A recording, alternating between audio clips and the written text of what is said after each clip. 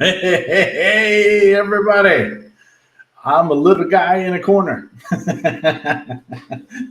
I'm not going to break anything else, so we're going to keep it like this. Welcome to episode 18 of Making It Up As We Go. Tonight we got some good fun for you. So let me get everybody in here because I've already started the demo here, so we got to get I got to get this thing going. Let's see here. Right here we got Mr. Paul Corliss. How you doing, sir? Just fine. Good deal. We got other Paul. Hello. Mr. Hammerquist. And then we also got Mr. Sean. What? Oh, I didn't hit it. There we go. Good evening.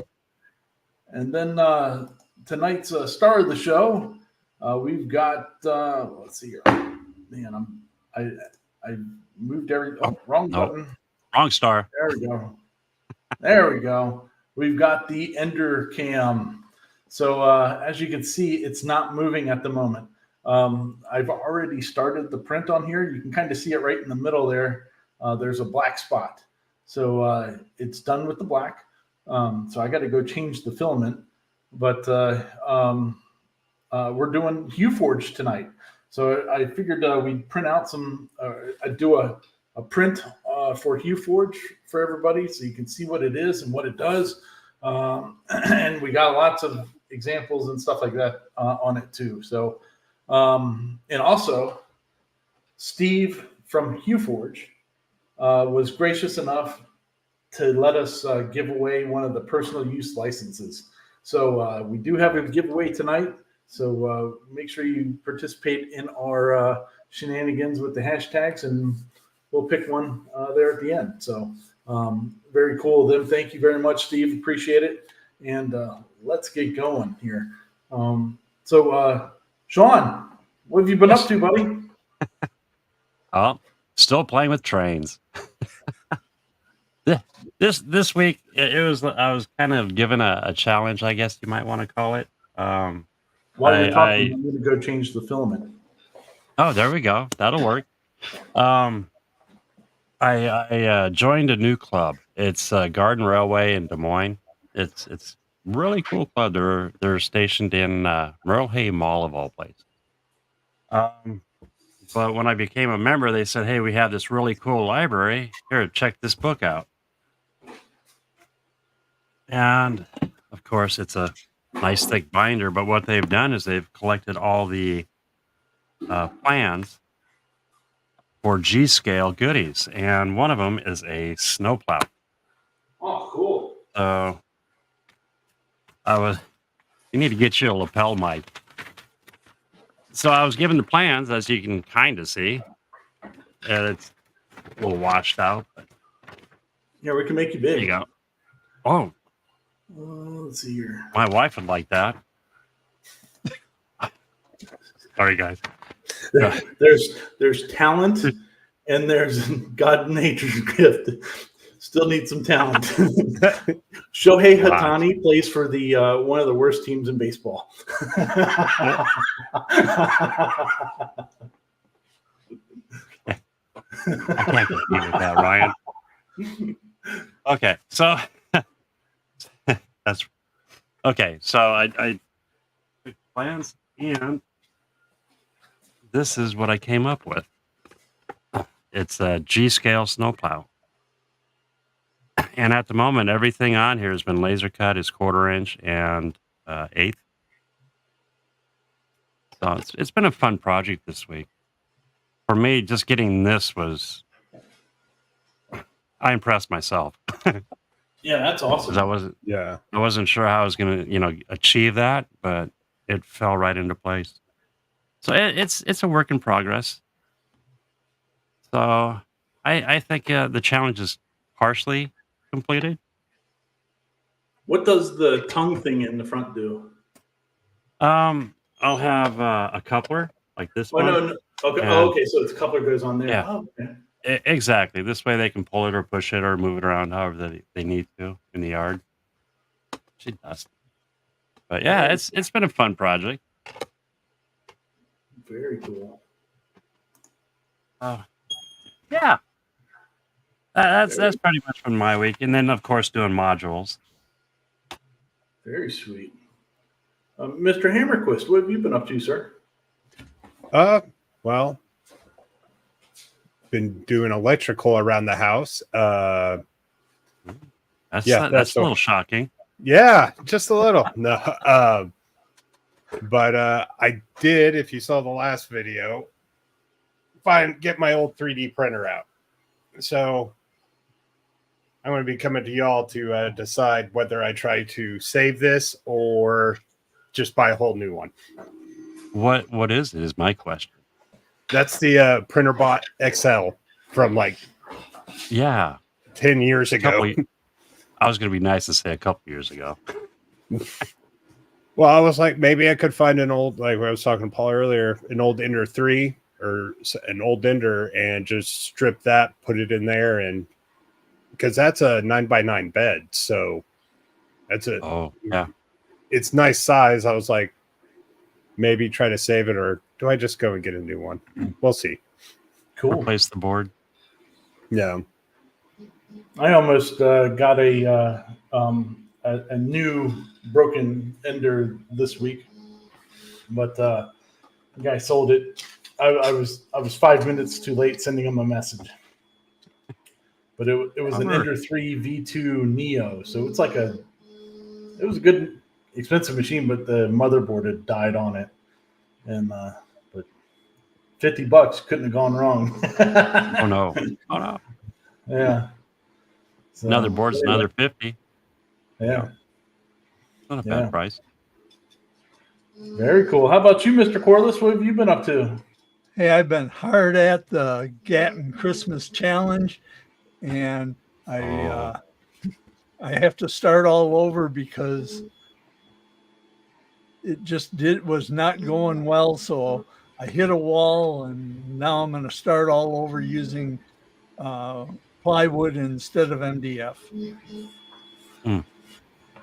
Sometimes that happens, buddy. Hey, but I still got how many days do I have now? We actually have 40 days until the start of the Gatton Christmas Challenge.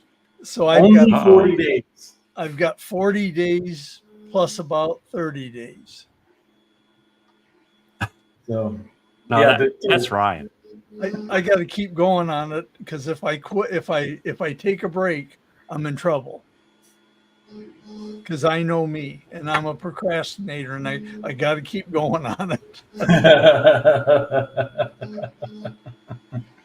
Well, get on it, buddy. Get on it. So there's 40 days until the Gatton Christmas Challenge, and make sure that our current sponsors right now that we've been able to talk about. Hamilton Dilbeck is giving us some files to give away, and Mr. Cody over there at Cadence Manufacturing and Design going Ginny Bit. So we appreciate both of those guys for helping out the community with everything that they do, and that's awesome. Those guys rock. It. We got some more stuff. Like I said, it's when I explained a little bit about this week, it'll make a little more sense why there's nobody else on there yet.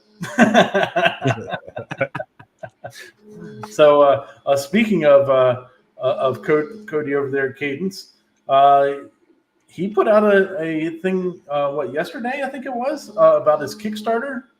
The final bits are going out in the next 2 weeks, so I think that's ahead of schedule if I'm not mistaken, but if not, it's on time.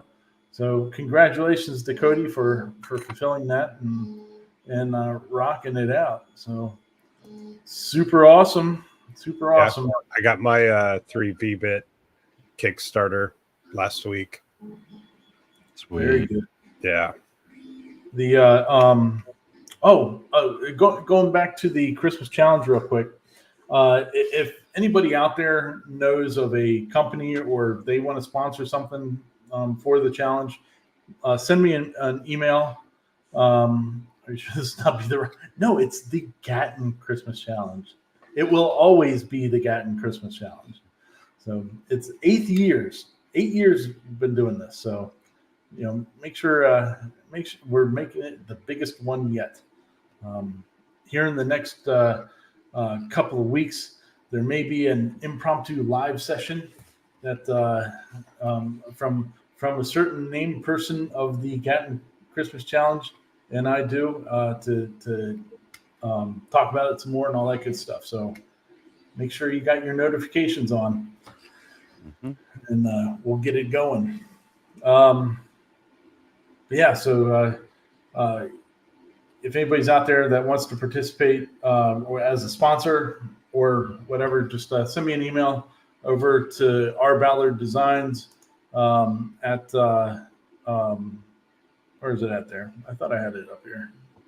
There it is. There you go. R. Ballard Designs at hotmail.com, and I'll take it and figure out what we can do. So thanks to everybody. And speaking of the Dave Gatton Challenge, Christmas Challenge, I see we have Dave out in the audience tonight. Oh, is he out there? Yeah. Yes. Good evening, sir. Very nice. Thank you, Mr. Dave. Good to have you out there. I'm not looking at the chat at the moment, but we'll get out there. Make sure it's Paul. I think you're flagging questions and all that good stuff tonight. Cool. Yep. All right. Well, so we're here we'll get started, and we're doing Huforge. So there's been some videos that have come out over the last couple months about Huforge, and saw them on YouTube and stuff like that. A couple of the guys had put out videos, but when I went to that, we're going back to Earth again, over there in Bel Air, Maryland from the other week. Steve from Huforge had a booth there. And when you see these things live, man, it is cool. It is so cool to see. I have some of the pictures that of stuff that they had there, and stuff and all that we can check out. So I thought it would be cool to do. Do you have the photo of the black and white with the lady? Yeah. That was impressive. Yeah, there's some really impressive stuff that you can do with this software. So that's why we got the Ender 3 here in the background. So what I've been doing this week has been trying to get this to work. I was working, so as you can see, we have new studio area here. So this is, let me pop it up a little bit here, and there we go. So this used to be my daughter's room when they lived here, and so they're grown and moved out, and on their own. So they didn't need this room anymore, and it was just sitting empty. And like I've been telling everybody recently, that the office that I was usually in upstairs in the attic, it's got to make it back into a regular bedroom. So, and actually today there's somebody sleeping in there. So my wife's family came in from California. So this week I had to do a lot of running around, just trying to get all my stuff from the office down here, except for the K40. The K40 is still up there. That's the table that it usually rests on, that's back there with the printers on it. So, but the rest of the week has also been just trying to get Huforge working on a printer that I have. Up until, here we'll go back here, up until yesterday, I've been working on my son's printer. And I was just running into a brick wall continuously. I mean, test after test after test, trying to get it to work, because there's some things that you need to be able to do with Huforge. And somebody was asking, Dave's asking, what is Huforge? Huforge is basically, if you've ever seen a 3D printed lithophane, they are backlit pictures. When you look at the front of it, it's a height map of density of usually white PLA, and the thicker the area, the darker the picture is in that area. I don't I've done them before, but it's just pretty cool. But they're backlit.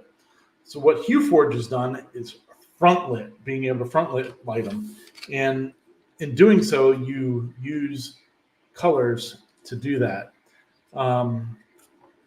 Also, it's like, I don't know, calling it like a color lithophane isn't even fair, because lithophanes usually printed them vertical, and it went in and out and all that. But Huforge, as you can see, you print flat, and it does the height map that way. And what we're looking at now is really thin layers of now the second color that is going down on the Ender 3, which is orange. But as you can see, you can barely see that there's a tint of orange on there. And that's because of the thickness of the layer. So typically with Huforge, the first layer that goes down is at 0.16 millimeters. And so the additional layers on top of that are 0.08. So we're going to have about 36 layers on this print that's on the machine now, and it's less than 3 millimeters thick. It's like 2.5 or something like that. I mean, it's insanely thin. What's also very popular with the Huforge itself is doing 4 colors. So what you're actually using, because those layers are so thin, they transmit the color beneath them differently. So it's not like you're just a picture of, let's say, Mario, where you have defined colors in this spot and this spot. This really thrives when you have color variation. So let's start and show you. So let's look at the interface first, so I can kind of explain what you're seeing there. So because I've ran into so many issues with the other printer trying to get this to work, I didn't actually purchase the software yet. This file you can find on Printables as a free file to download and print and see if you like doing it or whatever. I'll show you later why some things are important and some things aren't, but it's pretty cool. So these are stock photos that I found, but shows the interface of what we're looking at. So here's what it looks like. And this is from the Huforge site. As you can see here on the left-hand side, that's your preview of what the height map is on it. And then on the right side, you're seeing what it would look like if you're looking directly on it. On the far left, you see all the different colors there listed. And so what they've done is they have a huge library of color filaments that they've tested. Let's see if this one's any clearer. That one's a little bit clearer. Yeah, so like I like to use Vauxhall PLA. So you would scroll through. I don't know if they have those in their library yet, but you can. They show you how to make your own color transference little cards and stuff like that. So you can add your own PLA in there, because there's 100 different manufacturers of filament now. But they have a huge catalog of those colors. So now on the bottom left, you see a big rectangle that takes up half the screen, half the width of the screen there at the bottom. What you're doing is you're actually dragging those colors down to those, and it kind of looks like an equalizer. So what it's doing is you're actually manipulating the color combinations of what you're going to see. So for this mech droid thing, you're going to usually you start out with black, and that does the bottom layers, and then you go lighter on colors as you get closer to the top. So usually white is your top color. And then, this is a, whatever it looks like it's a 4-colored print here. And just by judging. So the numbers that are on top of there are actually showing you what layer the color change happens. And you can adjust that to get whatever view you want, or whatever look to the product or the end product that you want. So, as you can see here, there's going back to this wave one, it looks like they used 3, 6, 7 different colors. You can use up to 16 colors and stack them on there. I'm sure you could even put another black in on top if you wanted to for something. I don't know. But usually you're going from black to white with the other colors in between. It's pretty cool though. You can change the different the thickness of the whole end up print. Like I said, what we're printing here is only it's less than 3 millimeters thick at the end. So, but if you wanted to make, let's say, a keychain or something like that, you could set a minimum depth of the bottom color, which would be black. So, if you wanted to make that 3 millimeters, you could, and then layer up the other stuff to make something that's firmer and flat and such like that. So, the color variations that you can do are pretty cool. Hey, while we're starting to talk about it, we should probably go ahead and put Huforge, #Huforge into the chat. You can do that. Yeah, #Huforge, folks. So what happens when you're done figuring out what you want this to look like? Well, what you do then is it will send out an STL. It'll save it as an STL, as a height map, like you can see here, on that left-hand side, the different height. So it'll send out the STL, and then it'll also give you a list of, hey, at this layer, you need to change to this color, and from the colors that you've put in there. So then you can put it into Cura or Orca Slicer or Prusa Slicer, whatever you want.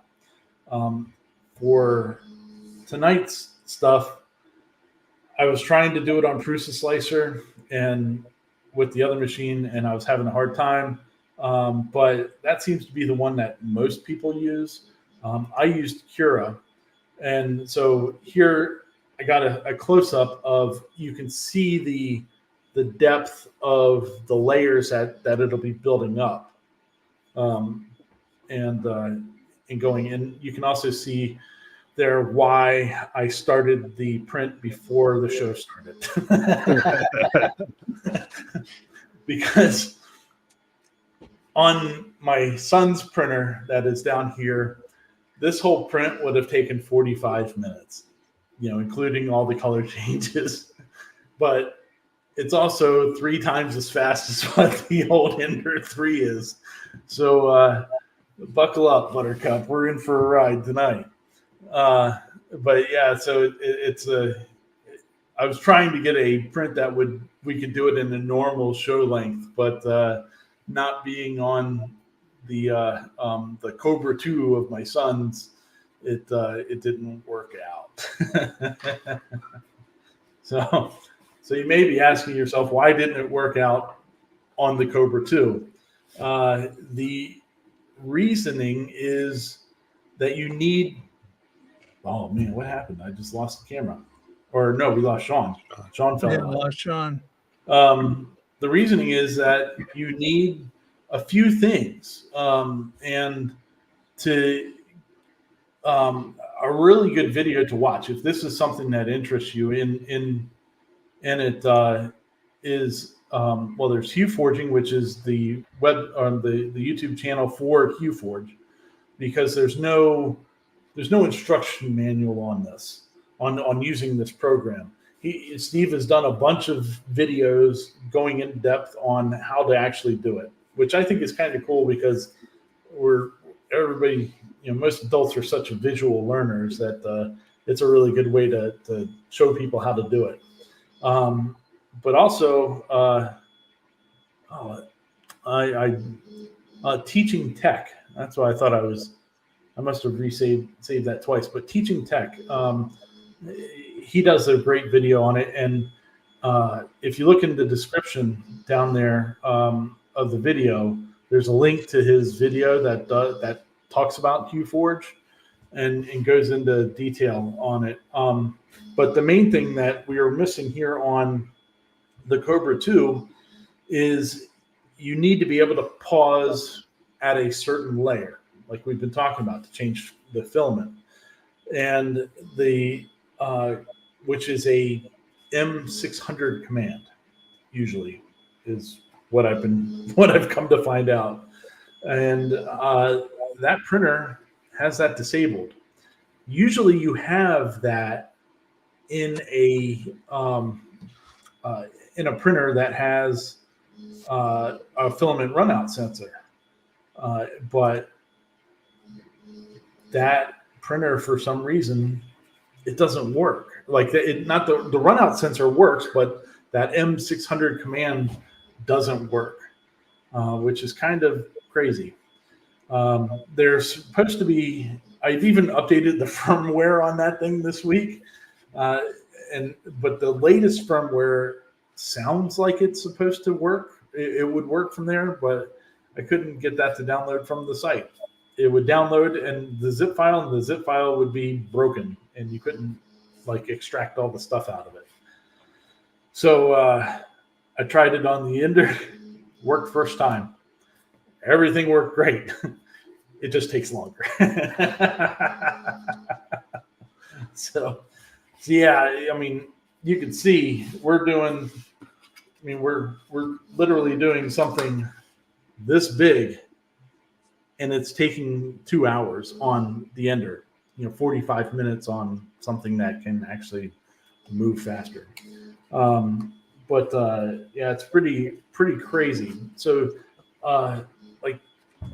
let me go big here for a second here. We'll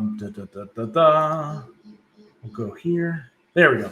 So this is one of the many failed prints trying to get it to work on my son's machine, but it gives a good idea of a little more visual representation of what we're talking about. So this is green, and you can see some darker areas and some lighter, and that is one layer or two. So the slightly thicker layer and one thin layer on top of that. Now, if you look, let's see here. Oh yeah, you can see my finger behind it because it's somewhat translucent still because it's a thin layer. So now if you take another color like a gray and you put it back here, you have a different color that is shining through. It's not the same green here as it is up here because it's shining through the back color is coming through more. And that's basically how it works, like how it functions as a program. Let's see here. We'll go back here. So it's kind of like Photoshop with different layers and the opacity. Yeah. Yeah. So when the show started, when I started this print before the show started, it was just to get the black layers down, and then we're building on top of it. So let me show you guys some of the stuff that people have made with this. Here. This is not a monkey knot. This is a 3D print that is flat. Well, basically flat. I mean, look how three-dimensional that thing looks. Wow. It's nuts. But I think it's 3 colors if I'm guessing properly. Because I see the black, I see a lighter blue, and I see a darker blue. But then you get the shading in there too. So I mean, it could be 2 colors. I don't know. On this one, I didn't see what the color palette was. here is the Death Star. Check that out. I mean, the detail and photorealism that you can achieve from this is really neat. And this is, I forget where this one came from. I was scrounging all over the place looking for some cool photos of stuff people had done, and it's pretty intense. But yeah, I mean, even if you can see close enough on that, you can see the definite black. You can see a white. You can see it looks like a navy blue, and or it could be just this lighter blue that you can see right above the AT-ATs on the right hand side there. That could be the actual, like the real color of that blue. It's hard to tell without being able to, unless they tell you. Here is a cat. Check out that. That is pretty sweet. That's not backlit. That is the filament itself creating those light and shadow marks on there, everything. So it's, I mean, some of the stuff people are making is just nuts. I found this photo. This photo is really cool because it gives a little more shows you some of the height maps itself. So the picture, when you're looking at it this close, you can see their thumbnail down there at the bottom. But you can see how the colors are printed on top of each other. So, you got a black, you have a brown, the red, an orange, a yellow, and a white. And, how they're all stacked on top of each other to get the gradations. I mean, that section through like where the guy's hand is there on the left-hand side, you got that white of the fire coming off of his fingertips and stuff. And it really blends out really nice. So, but if you back up from this thing, I mean, you can tell that this isn't a huge picture just from seeing the thumbnail down there. If you back up a little bit, it's insane how nice, how it transmits the colors. Like I told everybody, I didn't actually use the actual software. What I did for this print that's on here is I went to printables.com, typed in Huforge, and picked something. And it's getting close to Halloween, so we're doing a pumpkin. If you couldn't tell from the shape.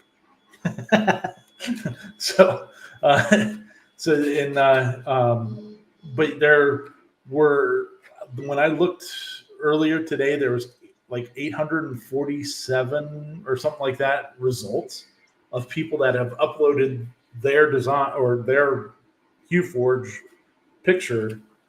And there's Mr. Sean back. Yeah, get him in here. There we go. Now we can go back to our Sorry about that. other thing. Oh, you're fine. We'll just make you big for a second. You can't help it if you fall off the internet. I don't like you today. So what people do is, like, here, I'll bring this one up here. So this is Moai.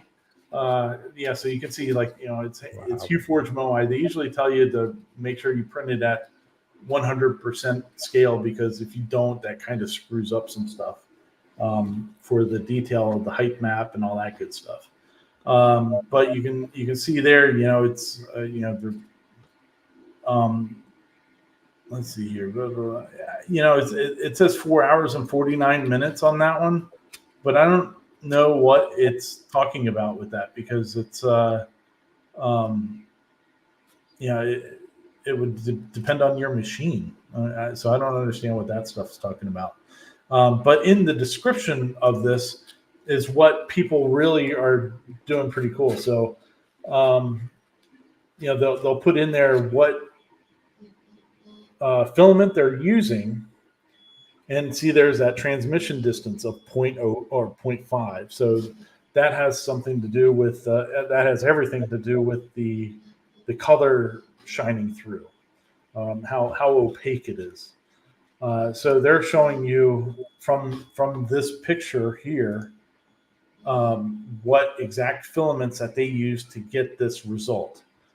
And that's why tonight's test or tonight's project isn't going to look exactly like what I'll show you here in a little bit as what their finished product does, because I use different filament. And but yeah, you can see here, let me, we got to get rid of that Huforge here. There we go. So you can see, that you use onyx black until layer 5. And it tells you what the height of the picture is at that time.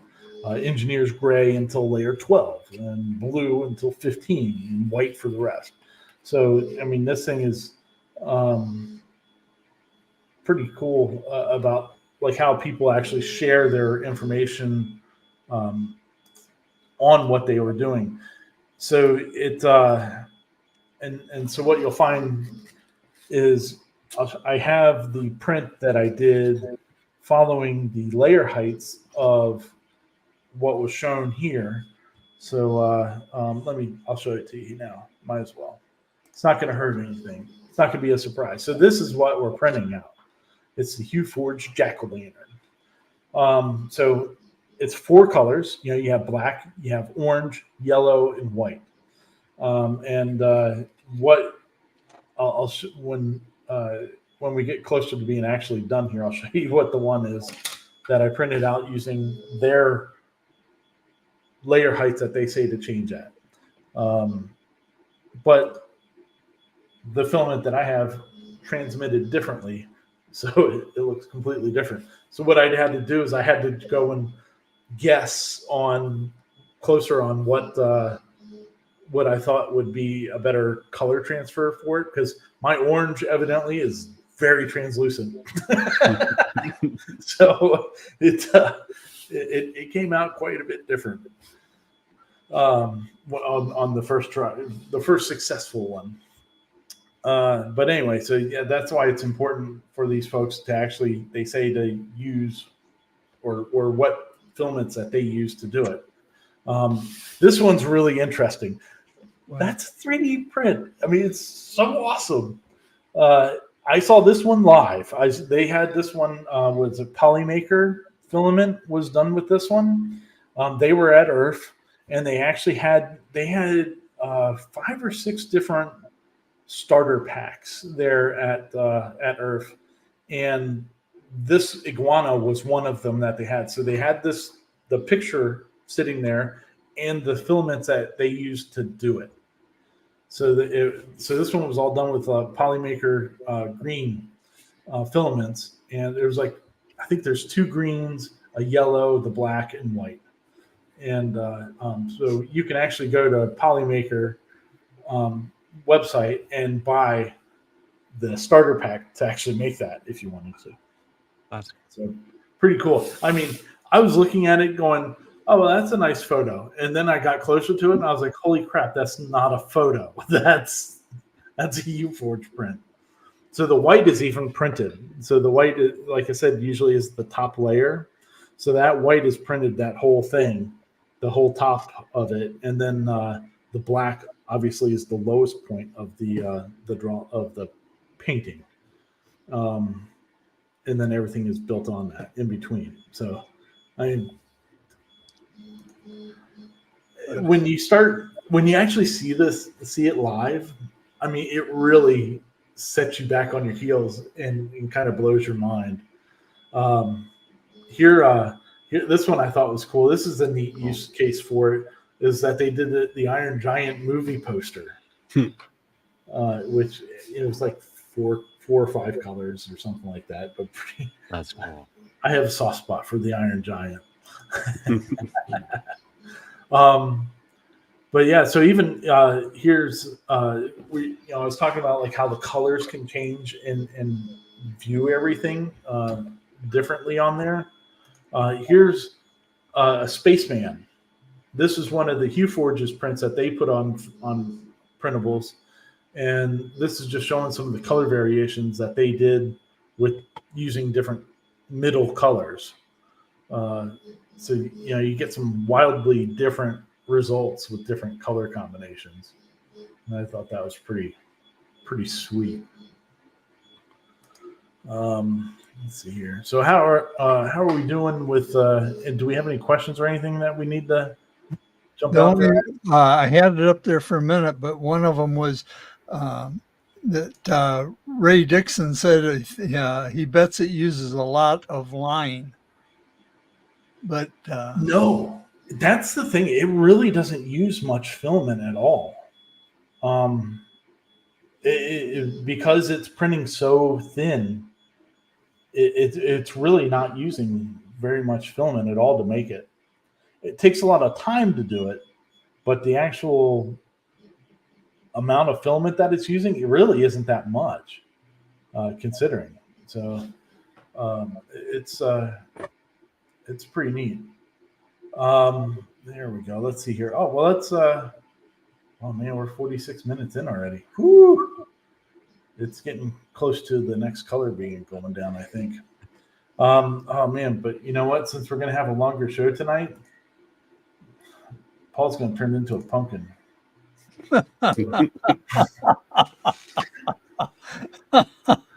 Paul is a pumpkin. Yeah. Should be your next hashtag.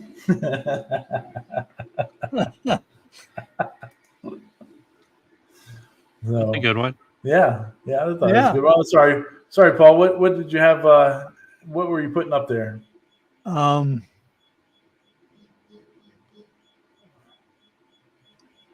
yeah, the creepy crawler maker was neat as a kid. Yeah. Oh yeah. I love those things. It's wild. Burn your fingers too. Yeah. Oh, speaking of which, my son joined the 3D printer community the other day. Yeah, he touched the nozzle. He came up to me, goes, "Dad, you're gonna think I'm stupid." And I went, "You touched the nozzle, didn't you?" He goes, "Yeah." I said, "How bad did it get you?" He goes, "Oh, it got me pretty good." And he was. He did good about it. I thought he would be a lot more whining about it or something, but he said that we've all done it, buddy. Don't worry about it. Oh yeah. He tried to get a piece of that filament from hanging out underneath there, and it happens. No big deal. It was pretty good. Are there metallic colors? Yeah, there's definitely metallic PLAs that are out there. There's like silk PLAs. They kind of look really kind of like silk. They have that little bit of a sheen to them. There's even carbon fiber filament. There's wood filament. There's filament that has metal in it. The wood ones you can actually stain. Oh yeah, there you go. There we go. Nice. So that's the wood filament. And then is that silk? Looks like on top? And then that's just a transparent kind of blue. Very sweet. Almost iridescence. Is that a sci-fi grapefruit juicer? It was a bowl, and then I was like, let's put some LEDs in it. So cool. And then I just kind of use it as a decoration in here, and then Halloween I'll take it out and put it up front. Cool. Oh, that's fun. Very cool. Oh man. Yeah, so if anybody has any questions on any of this stuff, I'll answer them the best I can on this. I'm pretty new at the Huforge stuff myself, but I've messed up a whole bunch of times this week, so I know what not to do. It's pretty neat, though. Go ahead. I'm curious on the files that you can export. You can do an STL, correct? You can also export a sliced file, from my understanding. I think so. If you have a Prusa. Okay. I think you can do that from printables. I'm not 100% sure, Okay. but I think you can if you have a Prusa machine from printables, you can do that. Okay. And then the second is I'm almost curious from the laser point of view. Is this layered? I wonder if you could literally just cut out, say, Oh yeah, you No. could. I guess you 1/8. could. Yeah. That'd be kind of Yeah, interesting. Oh man, setting all those. yeah. Well, Yeah. Still. Seeing It'd some be of kinda those. cool. I don't know if you'd really want to do it that way though, just because of the, well, I mean, you'd have to just paint all the layers. But I don't know. Pre-paint. Yeah. Each. I'm gonna pick up the software this week. So we're giving away one. Steve gave us one to give away, and I haven't even bought it yet. So I'm gonna be buying my copy this week.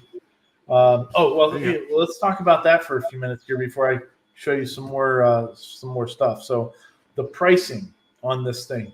So pricing is ridiculously cheap, I think, for what you're getting for what this thing can do. You have 4 different levels. The first is the personal use. That's what we're giving away tonight. You can make all you want. You can give them away. You're not supposed to sell them. You're not supposed to, and you can't sell the files or anything like that. That's why I think you see the ones that you do on printables, and also on Thingiverse and Things and all that, is that they're not selling that file. They're just putting it out there. So I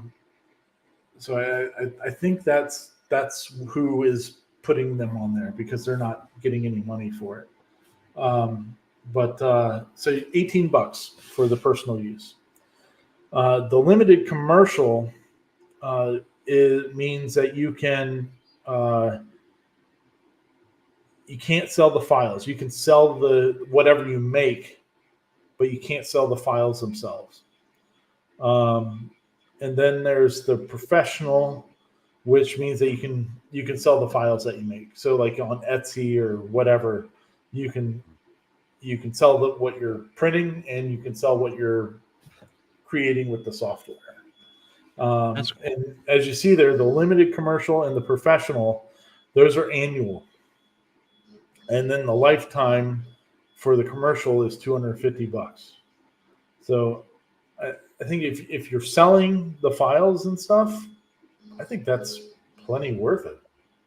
I don't know. I don't know if it's worth it to do or not, but I haven't looked into it that much with or contacted anybody that's actually selling the files. But I would imagine it would be, especially if the professional for 1 year is $100. To be able to sell the files. I'm looking at the lifetime, thinking if you have a bamboo with what is it, 5 colors? Oh, yeah. Dude, the lifetime would be the way to go. Yeah. Well, even if you're just selling the what you're making, I think that's worth it. Yeah. Because you're gonna. Yeah. I mean, if you sold 25 $10 things, you've paid for it, and Pretty you're much. Gonna probably charge people more than $10 to buy the whatever it is. Cody's in the house. Oh, Mr. Cody. Yes. Mr. Elkins, congratulations, sir. It's good to see you out there. Hey, Cody, bamboo. Get the bamboo. We want to see it. He's got a question down below. He needs a new printer. Get the bamboo. Let's see here. Not a question, a statement. Well, hey, Cody, this is my Ender 3 V1, the original Ender 3, 8-bit board and everything. Yeah. And it's working. And the new one that RJ's printer is 4 months old or 5 months old, and it didn't work for this one. So it needs to be able to just do most anything that has a filament runout sensor these days. It should work. So it Should be good. But, let's see here. Oh, Troy, you need to get yourself one. I think it's a great tool for the shop. Yes. Here's Troy. Here's something I hadn't shown this yet.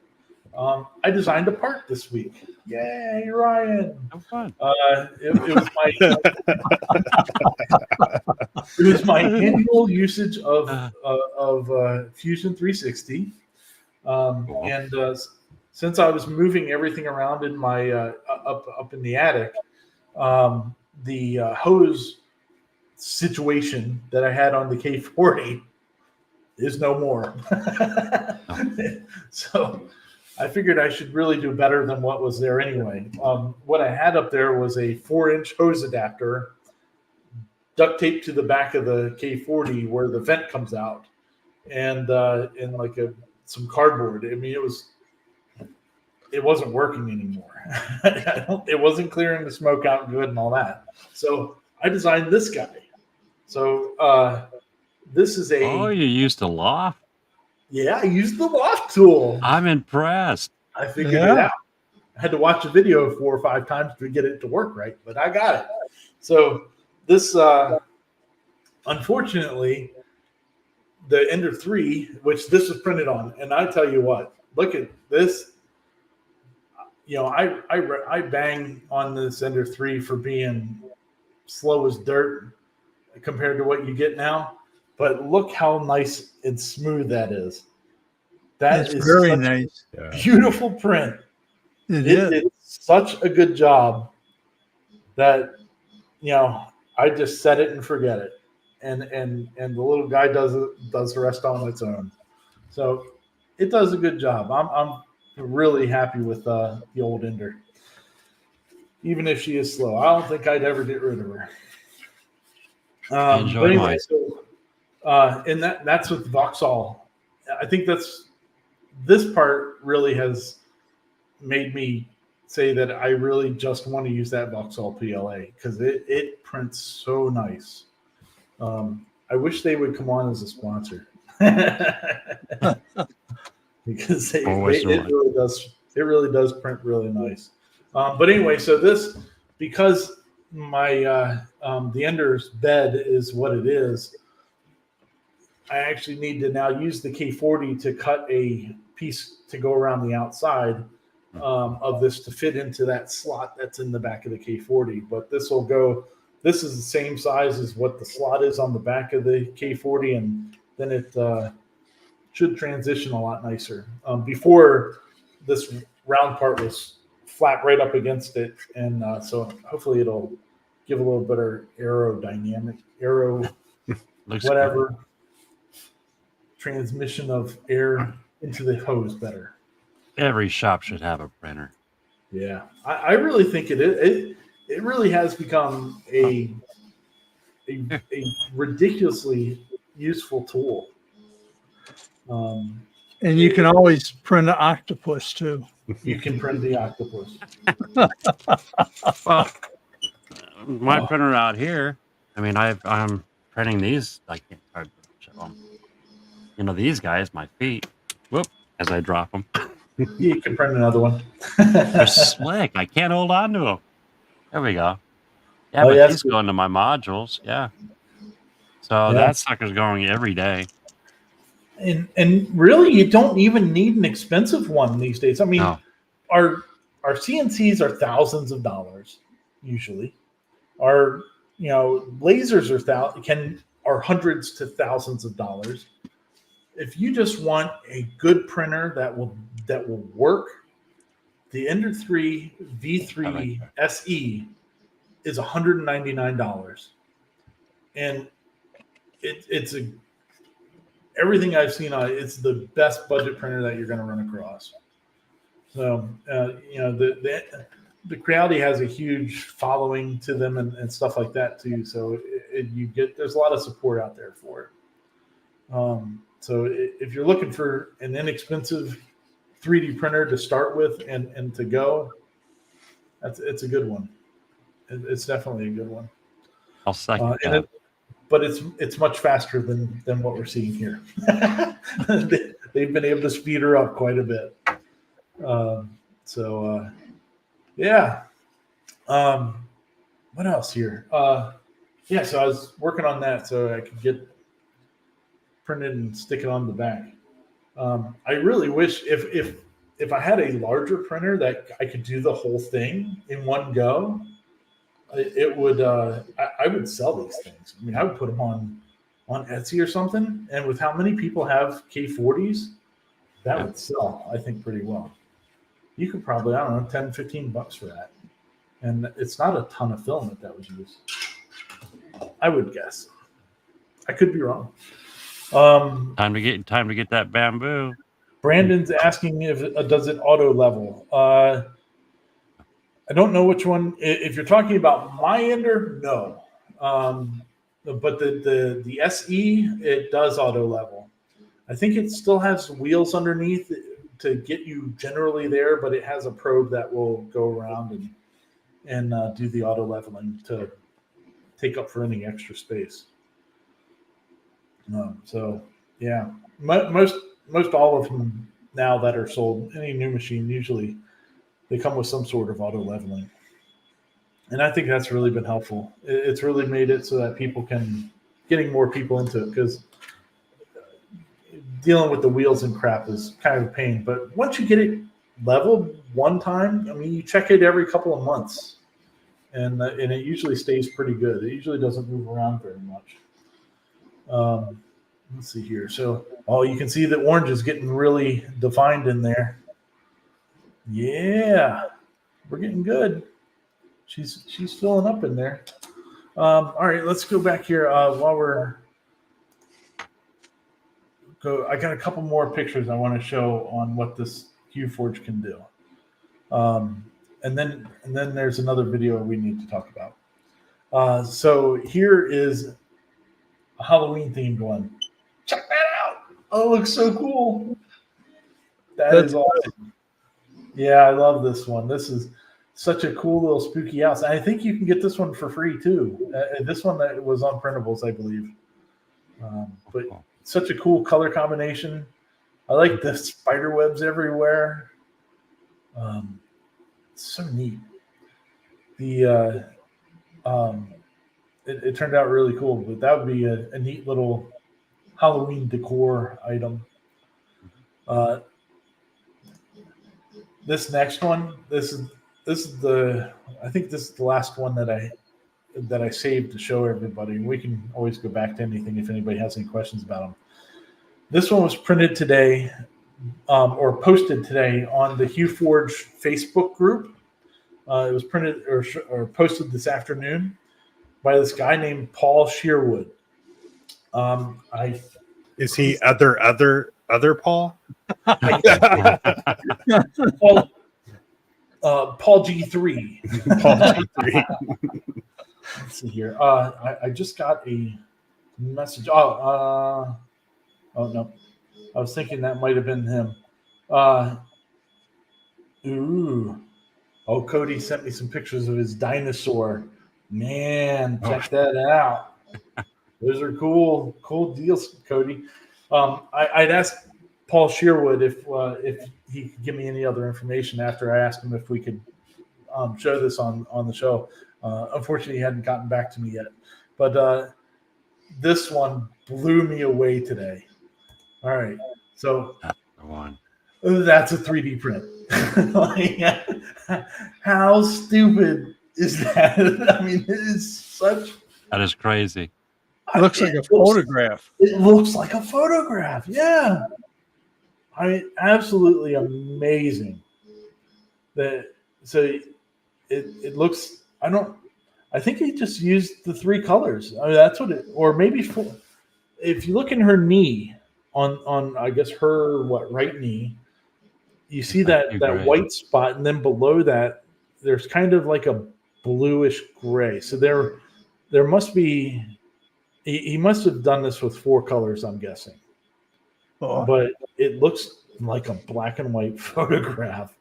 And this is blown up too. So like if you see it, the picture when you blow it up on like Facebook or whatever, the detail is ridiculous about how awesome this thing looks. But you can see there, it looks like he printed it on a bamboo printer, because you can see the logo down at the very bottom. And I'm guessing it is sitting on top of his printer.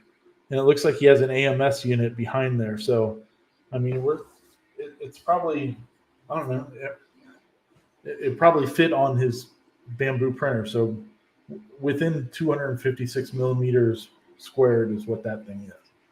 So That's it's amazing. awesome. The things people are doing with this software is ridiculous. I thought that was just so cool.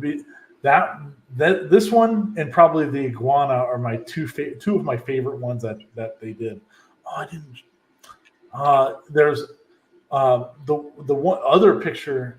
I don't have it. I thought I saved it onto the show to be able to show, but I guess I didn't.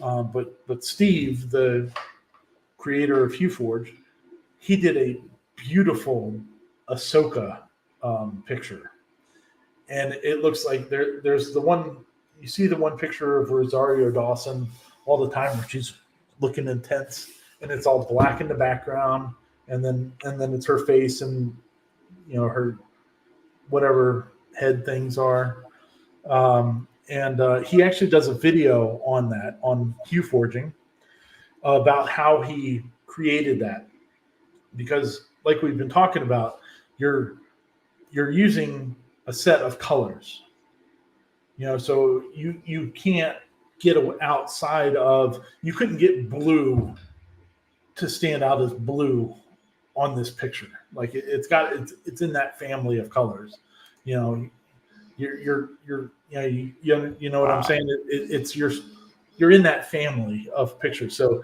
he actually shows how he went through and did he uses some free Photoshoppy thing to take her face out of the picture, so that you can do the tentacles or whatever they are, the head things, with like blue shades, and then the face with like brown and yellow shades, and then he even did the eyes separate from those. So and then glued them all together. Yep, there you go. Yeah, well, that's one of them. That's not the one that he did. But you give videos around. Are they using? Yes, they are using. People are doing designs for 3D printing with it. There's several of the ones that I saw, like on printables and all that, of stuff that you could download and do, where, hey, this is an AI image that was generated, and I think that Moai one says that even. Let's see here. Yeah. So this one, no, or maybe it's. Let me look here. I think so this one was generated with Midjourney. So people are using it for design stuff. Right. Pretty cool. I dug it. I thought it's really cool. So it's going to continue to print for a while yet. But let's. I wanted to bring up a video. Oh, thank you, Mr. Gatton. I appreciate that, sir. There's this. I ran across this week. Project Anonymous. I think this is a father and daughter YouTube channel. Now, Mr. Corliss, do you recognize that pumpkin? That is the exact same pumpkin that you showed the other week on the show from Dollar General. It is, isn't it? It is. Yeah. Yep. Yeah, they show it in this video. And as soon as I saw that, I started dying. Yep, that's it right there. I started dying. It's the exact same one. Yeah. Yeah, so these two, they did a great job on this video. And as you can see, it doesn't have a ton of views, so it'd be nice to get them a couple more views. They used they painted it, and then used their Montport 40-watt K40 style laser cutter to etch in the "Hello Fall" to it, and so they end up just doing it enough to burn through the paint. Like they didn't actually etch the wood any, and it turned out really good. So they went and painted it and then burned it off. That looks good. Yeah, they did a good job on it. I was watching a couple of their other videos too that they seem to be doing pretty good. They were doing one on lasering etching glass and stuff like that. And there's a couple other ones that were out there that I guess they pretty recently have gotten their laser and are having fun with it. Is my guess. But yeah, it shows you how to do it. They did the design in Inkscape and burned it up. But I thought it was really funny that it was using the same pumpkin that you had shown us. It made me laugh. $1.25 at Dollar Tree. Yeah, and then you could sell that for $10. Oh Easy. yeah, $10, $20, $15 for a custom painted and engraved sign. Yeah, get on it. I thought it was so cool.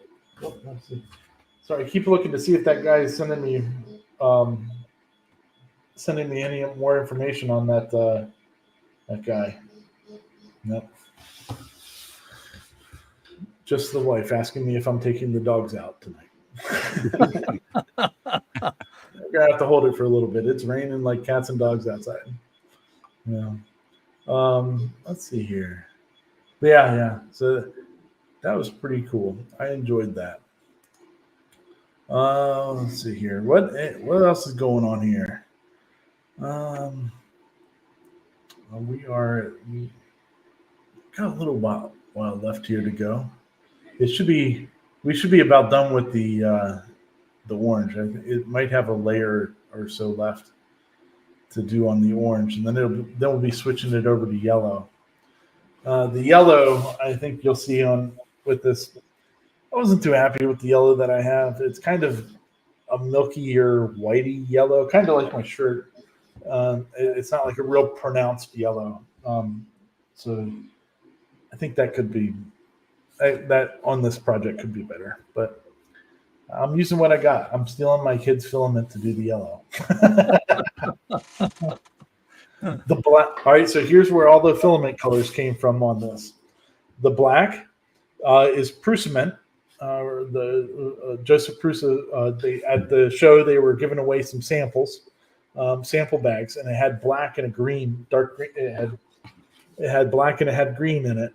So I've been using that up for testing because, like I said, this really doesn't use all that much filament, so it doesn't eat up a whole lot. The orange is the orange that I have Vauxhall PLA. That's what I did on the buggy, which is over there. There it is. It's sitting back there on the table. Back there. You can also see the paint cans because I just recently painted this room. And then the yellow, like I said, is my son's. We got him a thing off of Amazon. It was like 8 half-kilogram spools of different colors, and thought that was pretty cool. So give him something else to, instead of just one color to print with, we got him 8 with that group. And then the white is also my son's. Because we got him the 8, and then we also got him a spool of white. So thank you to our sponsor, RJ Ballard.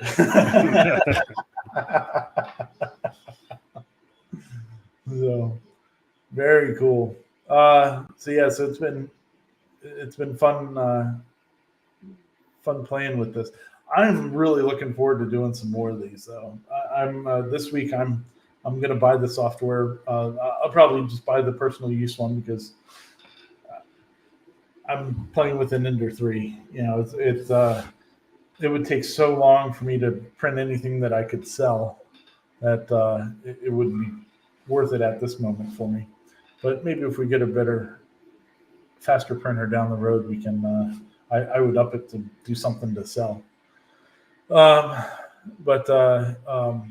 I'm gonna try that out. But yeah, so anyway, we were going back. Let's see. Where are we at? There we go. So we had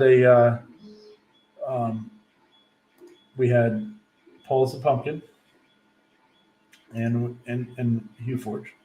So if you didn't have those in there already, you should make sure at least one of those is in there. Maybe two of them.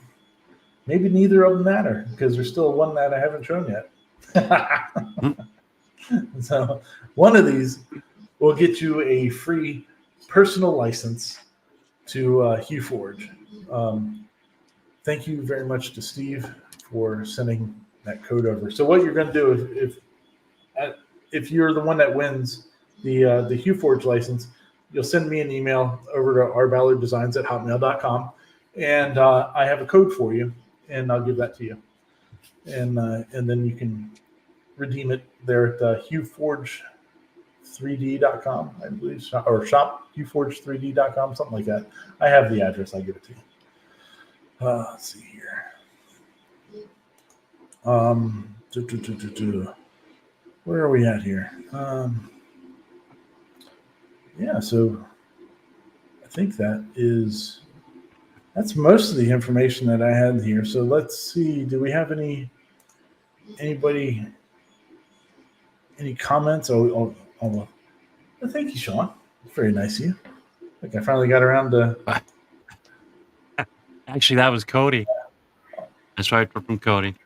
Oh, Mr. Cody did that one. Oh, thank you, sir. Mr. Cody threw that one up. Here's somebody that needs to have this software. with how many P1Ps this man has, he needs to have this software. Definitely. I think that would when he's not printing droids, he could be printing Death Stars.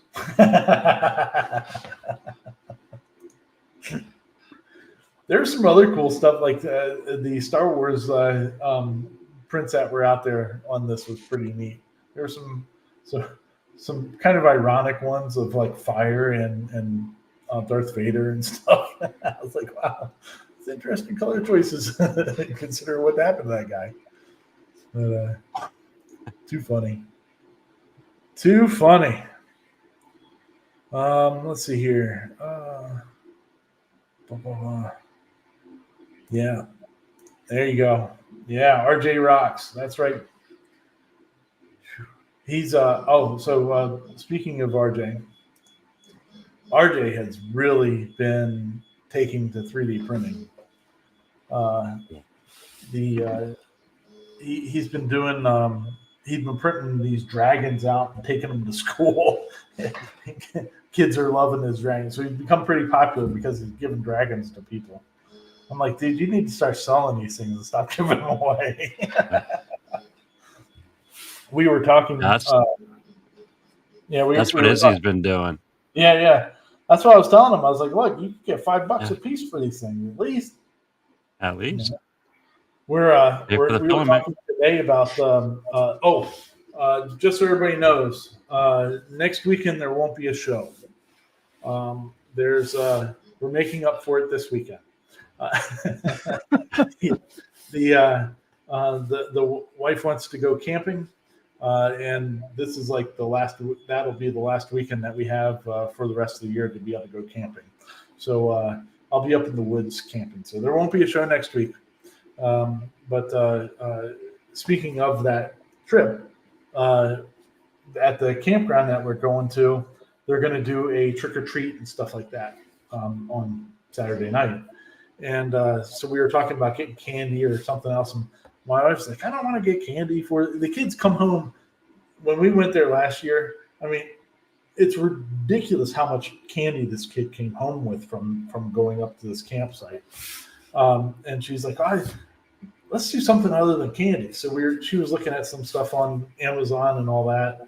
And this afternoon, I was like, man, maybe we should 3D print something, have RJ print out 150 That's a cool idea. things, and do that. Cause you're going to spend $40 on candy. You might as well spend $40 on filament. And so we started looking at little models today of stuff that we could print out to give away to other kids. So probably tomorrow we'll start that project. Trying to find something that's not too difficult that we can knock out by the time that Thursday, Friday comes when we need to leave, and that we could have 150 of them live stream from the camp. They can't.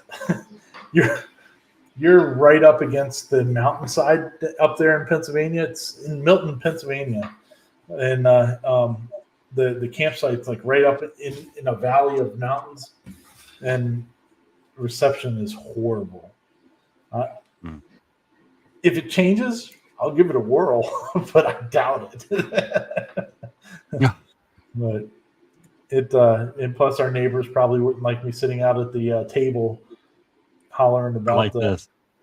Okay, print out QR codes to show. Yeah, that's right. That's right. You can do it. You can do it with Huforge, right? Yeah. Hey, get some glow in the dark filament.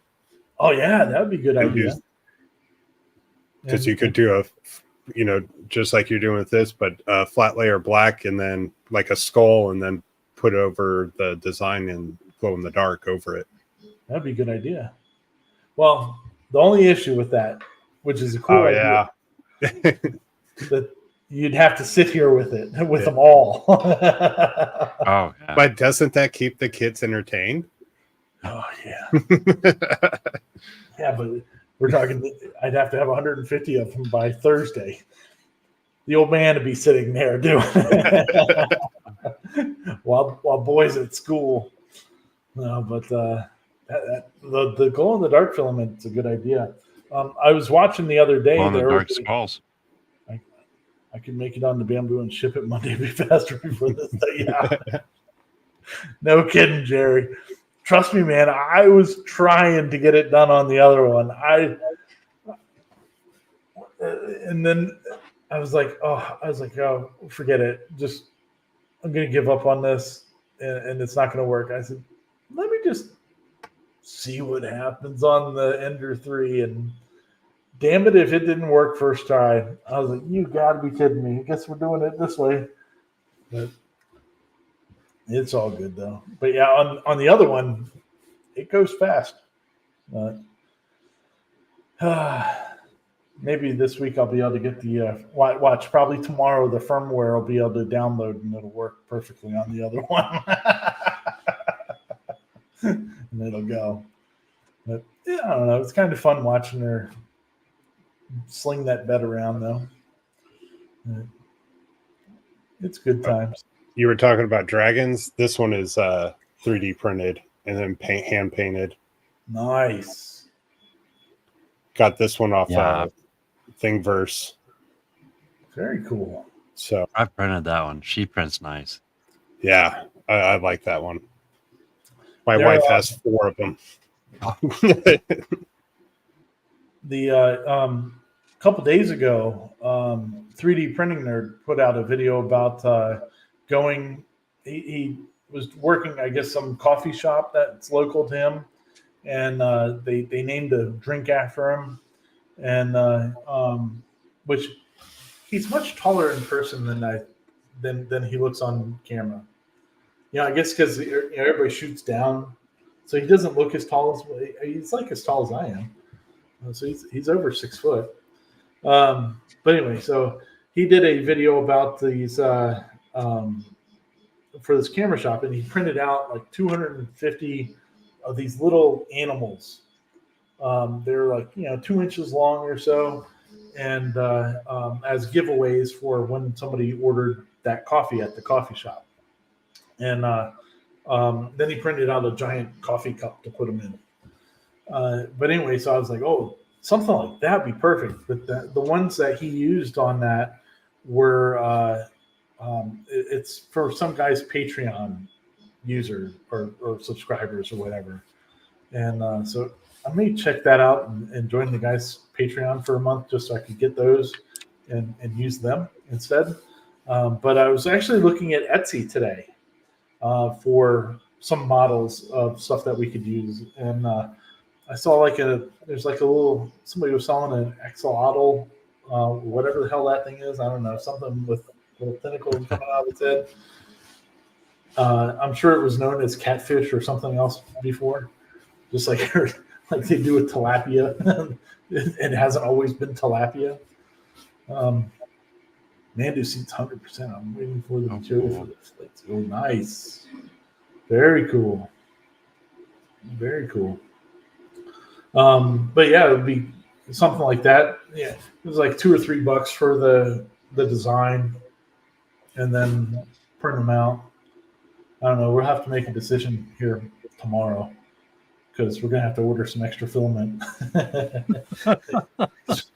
We'll just print the crap out of whatever we have here, but I don't want to use everything that the kid has. I like him to have some filament on his own. Next time you order one of those kits with all the different filaments, order 2 of them. Yeah, right. Yeah. Well, if I would have thought, evidently, I was not the first one that thought about this. The boy said something to his mother the other day about, hey, why don't we print stuff out for Halloween? And so I was like, oh, hey, good thinking, guy. After I heard about that, my wife was like, oh, yeah, your son already beat you to that thought. Okay. But if I had more time, I would just order the Vauxhall PLA, but it'll take several days for that to get here from California. So that's not going to work out for this one. But I tell you what, I like that filament. That's good stuff. Trying to think of what else is going on. Bob CNC. Let me see here. What did let me check my email here. I got an email from Bob CNC the other day. They have, where's it at?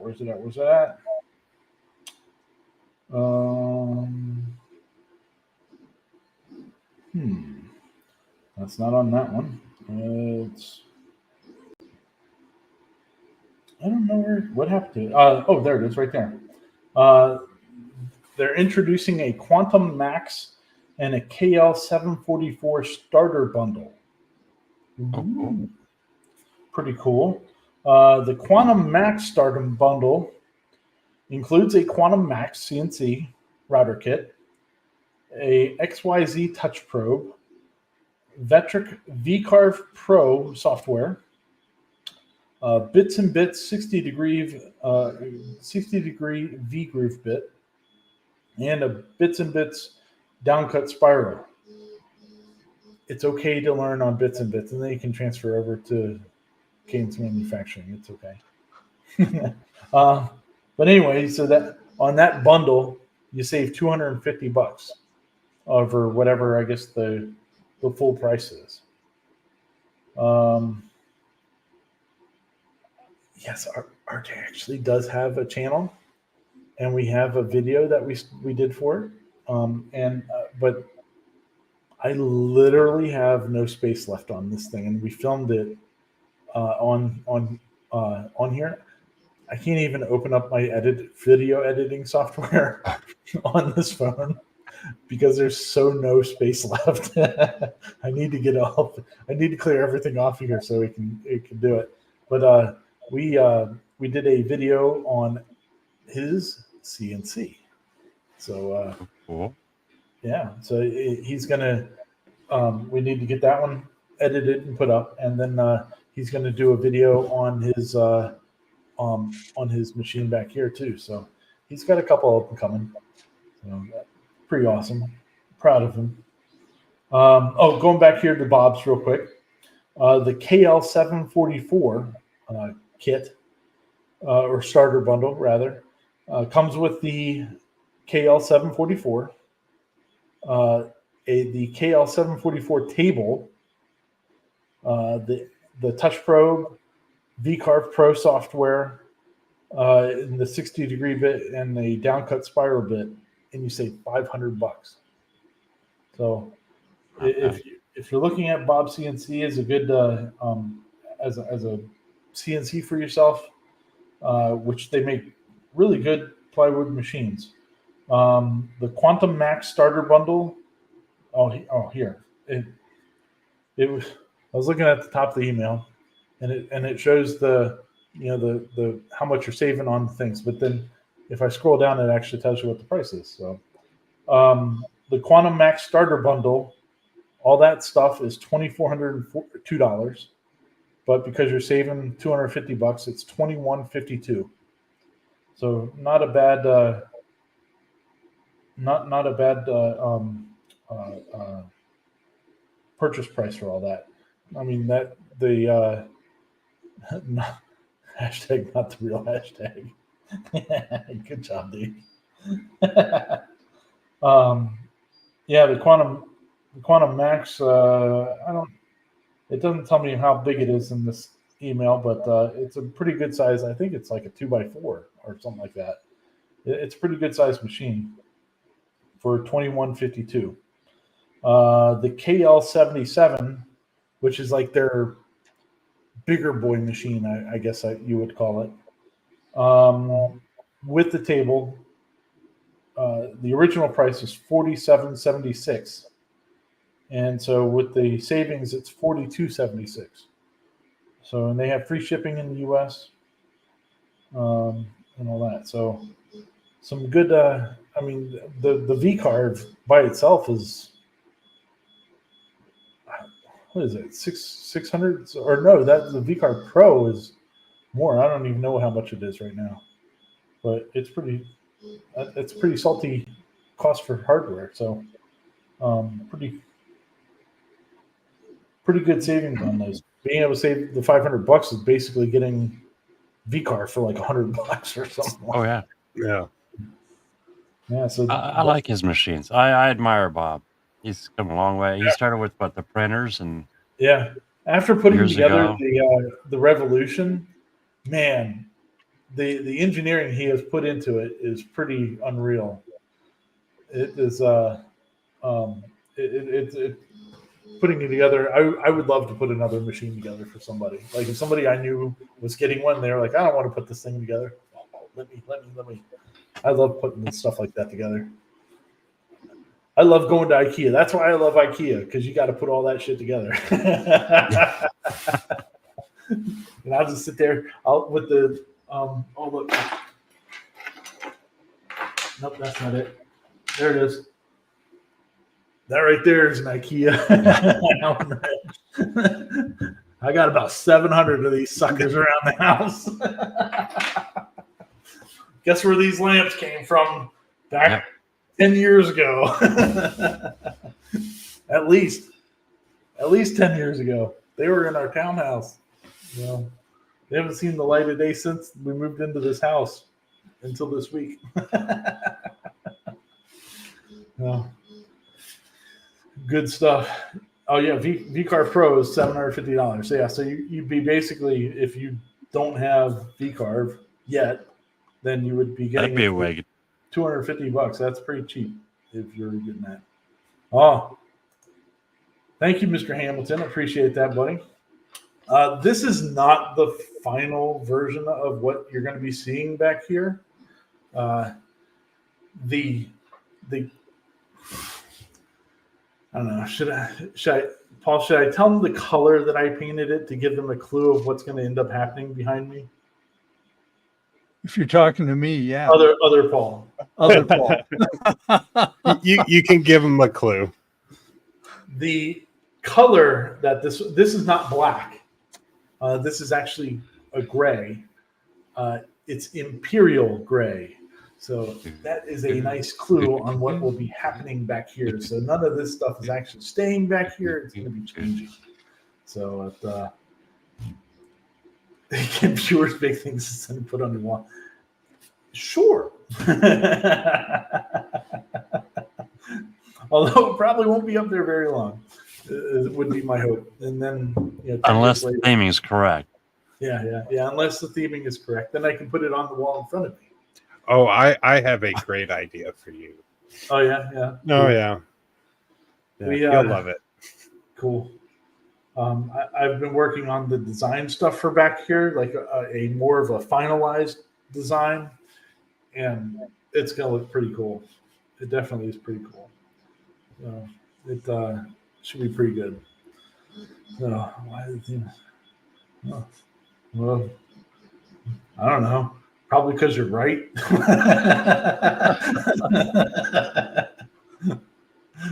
No, You could do what Al Forte does and put a green screen behind you and have the on the deck of the on the Enterprise or something. Enterprise. Well, that would be Death Star. Yes, yeah. Yep. Remember, there's only one true Star franchise. Right next to your scoreboard. Right. Thanks for that. Color change. I gotta go change color. The faster I do this, the faster we get out of here. All right, so we're over here. We're gonna snip the end off of this sucker. There you go. Yellow pops off. Or orange pops off, rather. Yellow goes in. I knew it was coming.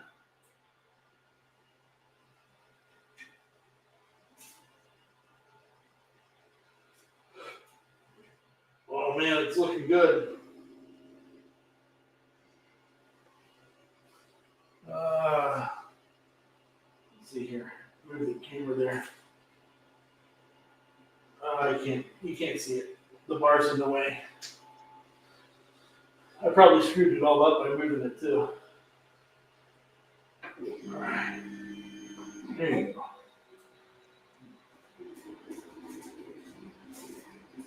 Oh, stop. Don't get tangled. There we go.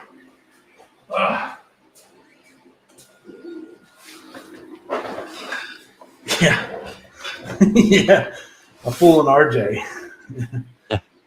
I see, Jerry. I know if you want to send me one, I will definitely use it. Look, if you want to send me the A1 Mini with the filament changer and all that on there, I'll use that too. We can test it.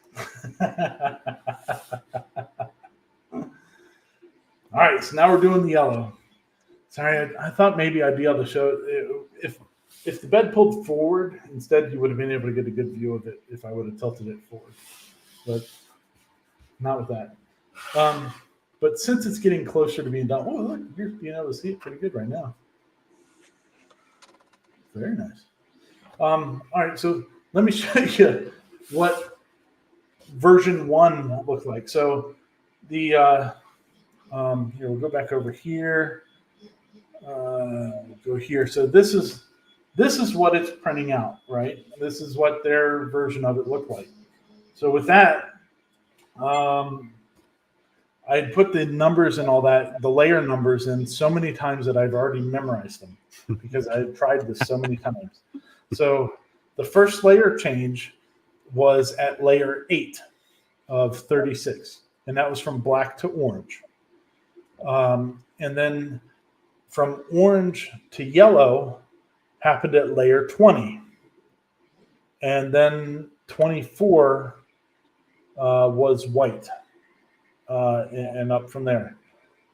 So is what they were suggesting on here. Looking at this picture, I think that they had those numbers wrong because you can see the white only goes down like 3 layers.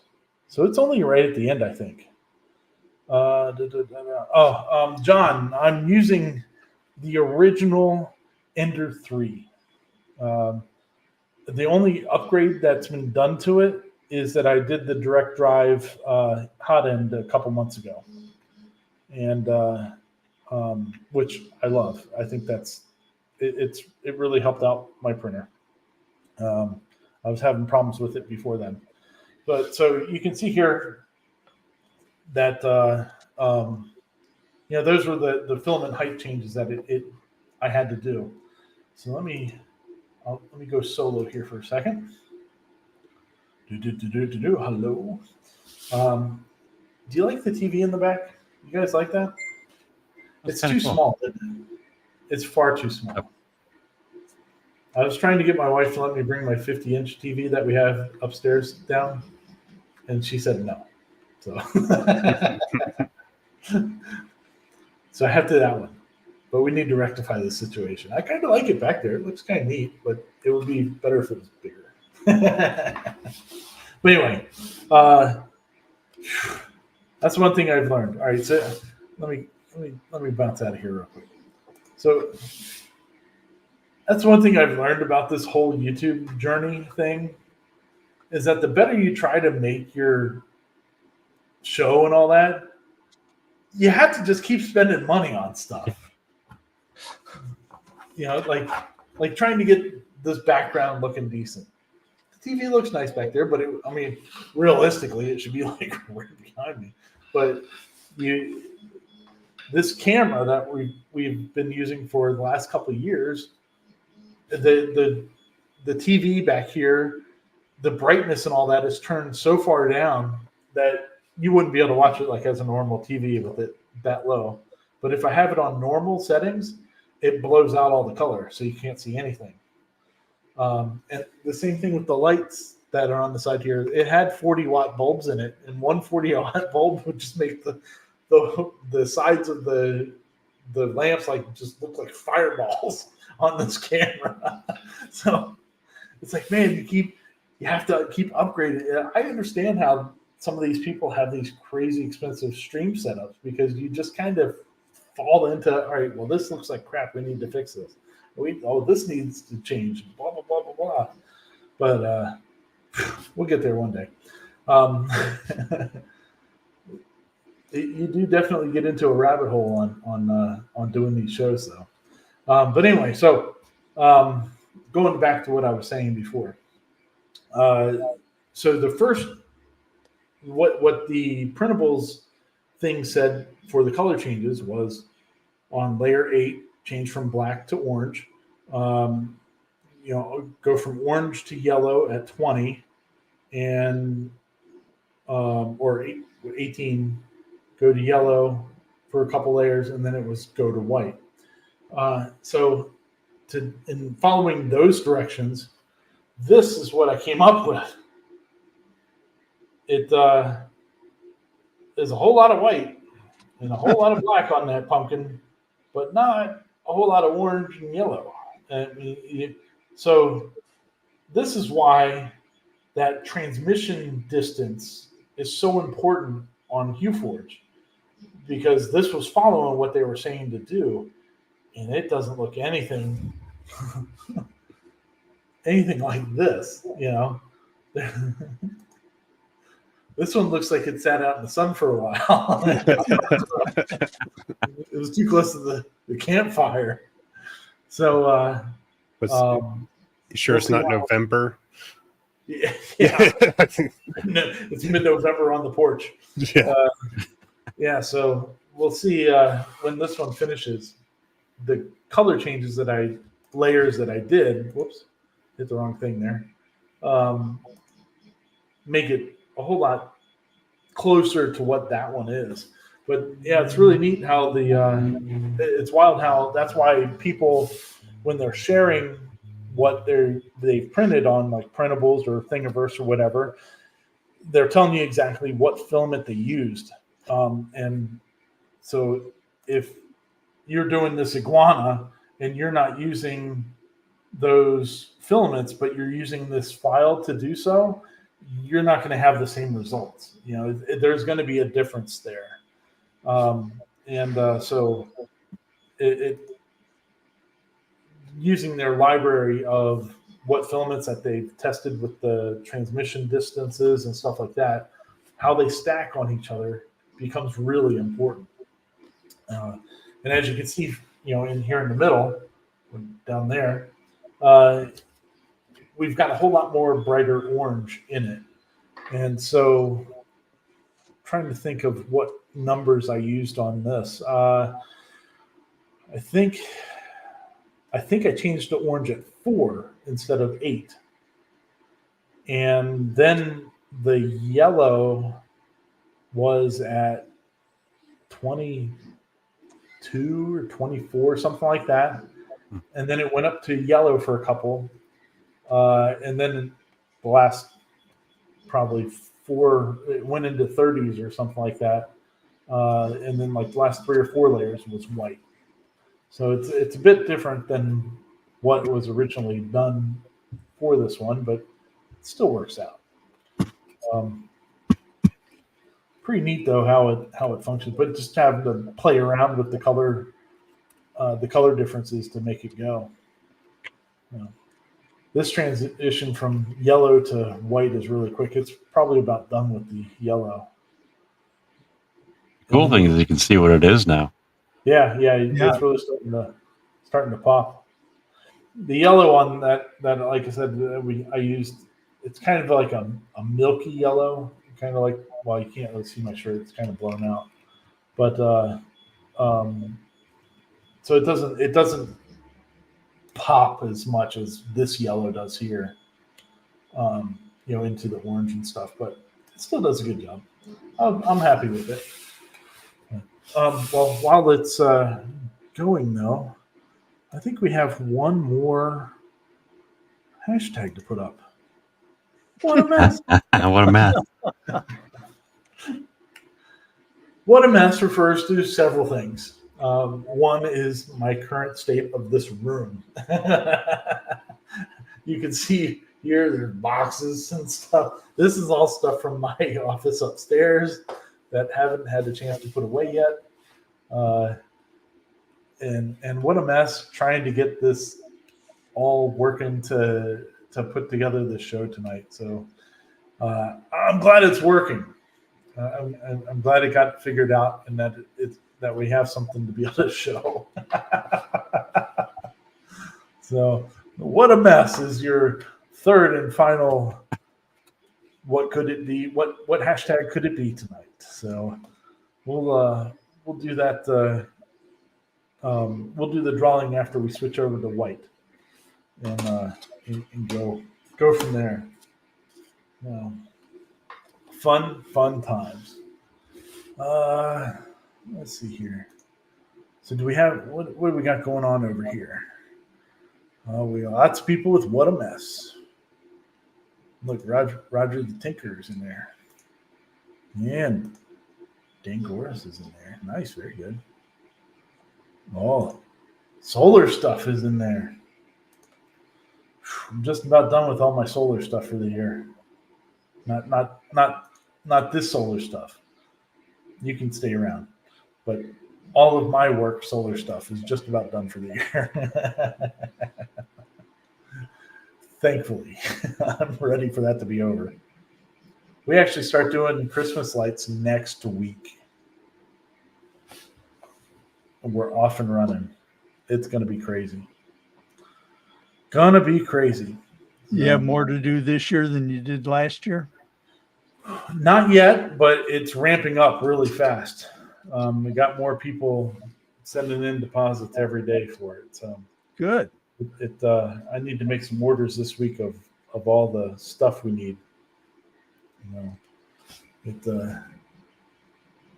Pretty good. We got some good projects going on this year. I can't wait. When there's this one holly tree that we do, and it's a 40 foot tall holly tree, and they wanted to add a star to it this year. So I ordered in January of this year. I ordered a 4 foot wide star that is going up on top of this big giant tree. So I'm really excited to see how that one turns out. And because we put a crap ton of lights on that tree, and it's pretty wild when you see how bright it is. So with the star on top, it could be the top of the cake. Pretty neat. Roger's asking, what solar stuff am I doing? Roger, I have my own solar company. Started my company, Western Maryland Solar. This is our 10th year. I do primarily residential stuff. I do some small commercial stuff on occasion, but not very often. Just because most of the time these days, I like working by myself. And so I don't like getting into giant projects that are, Walmarts and stuff like that. These large solar projects that would just, one, I don't have the manpower for it, and two, I don't want the headache. It's a lot easier to work with people doing residential stuff, where you deal with a couple people and they can make a decision rather quickly, usually, on what they want to do or not. So, Yeah, you also evicted somebody too. yeah. Yeah. That guy. Oh, that guy. I feel so bad for him. So after we had the raccoon on the roof, 6 months ago now? It's been a while since that happened. He called me up the other day. Had lightning hit the house, took out a couple of the inverters. No. Yeah, so I was like, oh my god! Like you had. He's building or remodeling a house down in North Carolina, I think at the beach down there. He's like, I'm ready to move. This is ridiculous. I don't want to live here anymore. It was pretty funny. I was like, oh yeah, I see you. Oh yeah. Yeah, Jerry got his 13-foot Jack Skellington. Oh, I'm so envious of this. I want one. That is a great. If you want a fun group on Facebook to follow, the 12-foot skeleton owners group is the one to be a part of. They have a Facebook group for that? Yeah. Yes. And it is fantastic. These people buy these $300-$400 12-foot skeletons and want to leave them up all year long. They dress them up for different seasons and holidays, and when they get yelled at by their HOAs and stuff, they post the letter saying, "Look, I got my first HOA letter." When people, there you go, Richard. All right, Richard, have a good night, buddy. Thanks for joining us. We appreciate it. I'll put up a picture on the Facebook group, our Ballard Designs Facebook group, so you can see what it looks like at the end. They put up all the stuff that people yelling at them and writing notes. Your skeleton is scaring my child. All this stuff. It's great. I absolutely love it. We're moving. Gotta go to white. We're almost done. Look at that. That one popped right off. See, the yellow was really quick. I just thought it'd be neat to put some really bright red LEDs in the eye sockets of one of those. Oh. There's a guy in my town that has one, and he got the werewolf too. Oh, cool. So he has a skeleton walking the werewolf.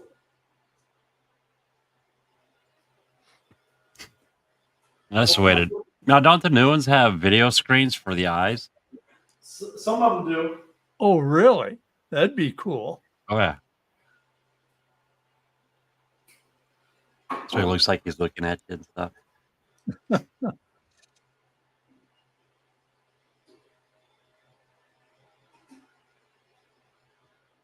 Oh, come on, you. Get in there.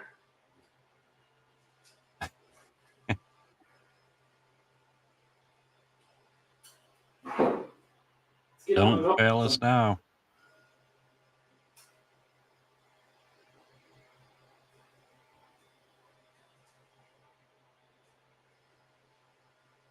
Come on. Oh, there it is.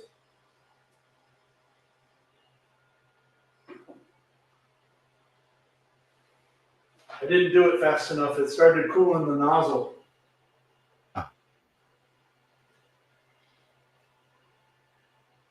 Oh, she's looking good though. Oh, give us an overhead. Now you can wait a couple minutes. Oh, the suspense. Well, if I move it, it's not going to look right anyway. You won't be able to see it very good from there. Come on, come on, come on.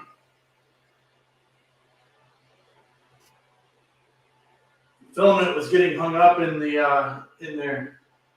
Let's see here. Come on. 96, 90, 97. There you go. There you go. Virgin filament.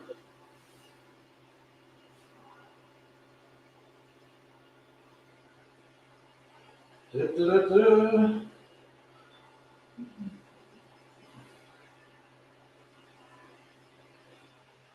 We're so close. All right. So that should just take a few more moments for us to finish it up. Let's see here. Oh, Jerry's saying this one's going in, be in my backyard. I'm building a full Nightmare Before Christmas immersion garden. Nice, that's cool.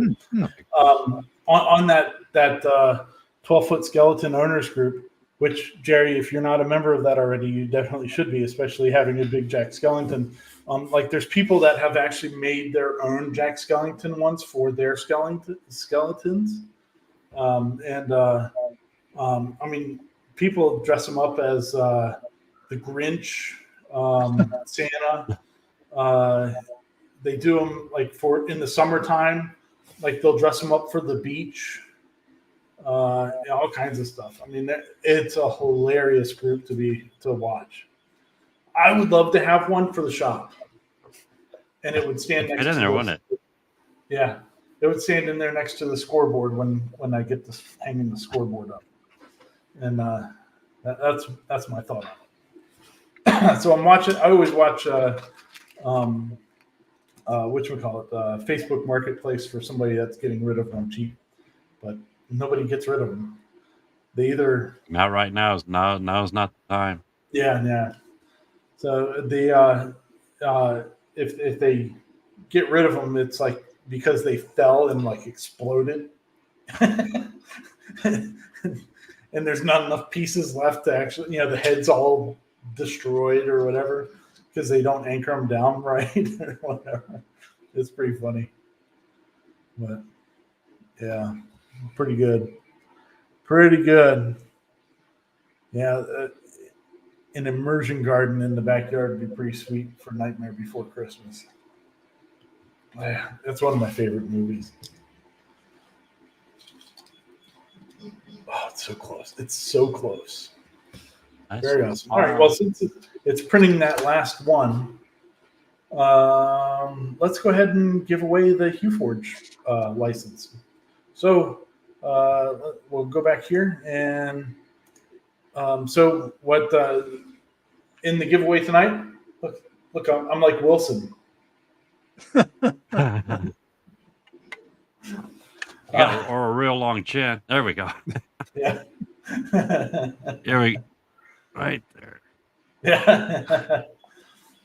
So tonight's giveaway, Steve from Huforge gave us a license for the personal use license, which is right here. So you're going to be able to. It's a free license for it. You can use the software and produce, and you can keep them or you can give them away or whatever. You can't sell them. So that's what we're giving away tonight. So thank you very much to Steve over there. And well, let's see here. We're gonna have to get this. We're gonna go to present, and by the time that we get this all done, that we should be about done there. Select the window or screen. I need to get this there. There we go. There we go. We're gonna go crazy on the screen here for a second. There we go. And Love it. we're gonna do giveaway. Paul is a pumpkin was our hashtag for tonight. I'll give it another 10 seconds and then we're hitting the button. So if you hadn't put it in there yet, hashtag Paul is a pumpkin. And good luck. Oh, it just finished, so we got to hurry up now. All right, so we're drawing. Here we go. Who's it going to be? Oh! Nice. Very nice. Congratulations, Paul. You won the Huforge personal license there. Great. I'm trying to. There we go. Or trying to stop sharing. Trying to. There we go. We may have reached the limits of what this computer likes to do. There we go. There we go. Very good. Well, we finished. So let me go grab it, and we can get a closer look.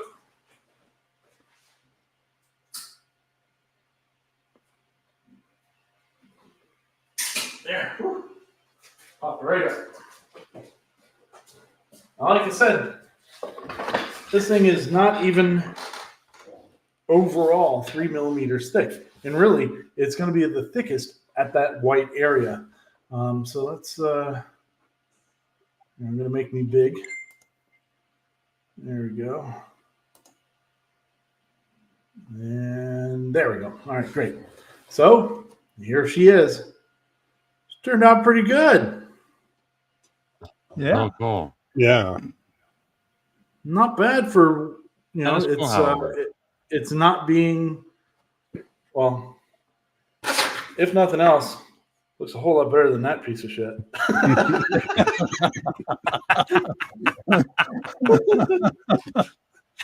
This one we're still in October for. Let's see. All right, so we'll just do a little comparison here. There we go. That's what the one on printables looks like. And there's that one. So a little bit different. I mean, but there's not a whole lot you can do about it when you're not using the same filament colors. And but overall, I think it looks pretty good. You can kind of see when I hold it there, you can kind of see the yellow and stuff over in through the mouth is the different from the white. But it looking at it closely, like I'll take a picture of it and put it up on Facebook and all that good stuff in the group. So if you're not a member or following R. Ballard Designs on Facebook, you should. And because I show stuff up on there and projects that I'm working on. But I'll put a picture of this up on there. And I think overall it looks pretty good. I'm pretty happy with it. I probably could have gone another layer lower with the orange so that the black wasn't just so black, that it toned it down a little bit more. But overall, I'm pretty happy with that one. That turned out pretty decent. Good stuff. There we go. Cody wants to laser a pumpkin pie. I've done it. Yeah. It works. You can do it. Oh yeah. I'll do a pumpkin too. I'll literally take a big pumpkin and set it in my laser and go to town. It works. Oh yeah. Oh, actually, Cody, do one with one of your bits. Hey Thomas, no, you haven't been. I haven't been on the button, so you definitely didn't get banned by me. No. Oh yeah, look at that. Look, Jerry says I told you, Jerry. I was thinking this is like the perfect program for Jerry to be playing with. So it Can't wait to see what you come up with. let's see here. Oh, what's Thomas saying here? Do you use all new light strings? Do you have a favorite tool for finding burnt out lamps? Well, typically, for Thomas is asking about my Christmas lighting business on this one, and I use commercial stuff for my lighting. So on the front of houses or whatever, the big stuff that we do on the houses, I use a C9 bulb, which is, I don't know, this isn't one, but this is kind of representation of about the size that they are. I mean, it's a pretty good sized bulb. We use those on the house itself, and then I use the LED mini lights on trees and columns and bushes or stuff like that. So if something burns out on them, I just pull it and replace it. If a bulb if one of these big ones is out, then I just pop that one out and put a new one in and go that route. So pretty simple for me. More pain in the butt just having to go back to somebody's house to fix something. So good deal. Well, that was kind of perfect that you had won that, Paul, because you turned. I have no control over what happens on that giveaway tool. I actually won myself on StreamYard's one from they do a live stream every Sunday night about StreamYard and what they're doing for to make the platform better. Like this view is a new like custom view that you can do, which I think really worked well tonight for this. So you go on there and the founders are talking about StreamYard and stuff, and you can ask them questions. And Dave Gatton always asks them about when they're going to do a dark mode, which would be very helpful. That's why my shirt looks white, but it's not. It's yellow. It's because my screen is so bright. It blows everything out here too. But if we had a dark mode, it wouldn't do that. But they won't even answer that question. they just completely ignore it because I've asked it several times and they won't even reference it for some reason. I don't know why. But anyway, so I won a pillow and a duck because the StreamYard's logo is a duck. Is a duck. Yeah. So up here by other Paul's head, that's their logo there. And so they sent a plush duck and a pillow of the duck. And so I actually won too this week. So well, good for you, Paul. Congratulations. Thank you. I was just sitting here looking, and the plate on your Ender 3 looks like the surface of the moon. Yeah. Yeah. I have a glass bed on that. I guess that's the only other thing that I've done to this one. From when it was brand new, it's a glass bed, but this bed does not like to adhere any filament whatsoever unless you have a ton of glue stick on it. So that's all glue stick that's on there. It's to the point where it needs to be washed off and start over again, but I just haven't done that yet. See, I'm a fan of this. Yeah, you're an Aquanet guy. Yep. Yep. I used to be an Aquanet guy.